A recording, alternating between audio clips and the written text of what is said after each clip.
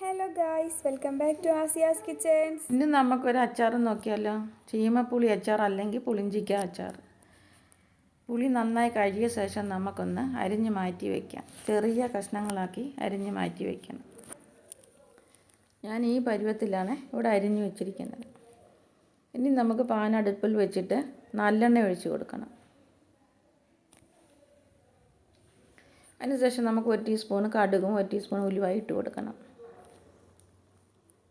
ഉലുവയും കടുകെല്ലാം പൊട്ടിക്കഴിയുമ്പോൾ നമുക്ക് ഇഞ്ചി വെളുത്തുള്ളി ചതച്ചിട്ട് കൊടുക്കാം. കുറച്ച് പച്ചമുളക് ഇട്ട് കൊടുക്കാം. നന്നായി ഇളക്കി കൊടുക്കാം.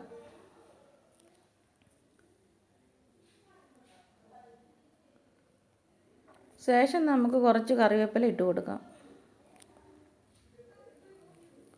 നല്ലപോലെ ഇളക്കുക. ബ്രൗൺ കളർ ആകുന്നിടം വരെ ഇളക്കണം.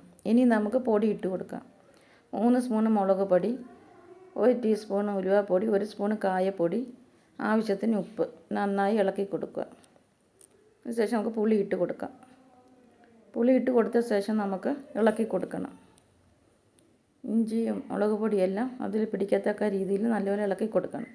ശേഷം നമുക്ക് 1 ടീസ്പൂൺ മഞ്ഞൾപ്പൊടി കൂടി ചേർത്ത് കൊടുക്കണം.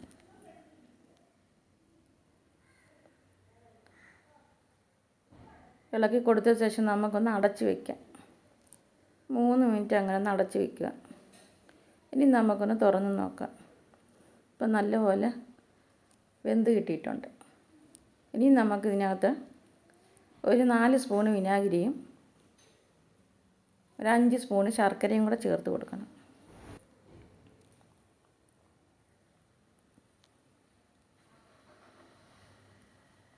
നന്നായി ഇളക്കി കൊടുക്കുക.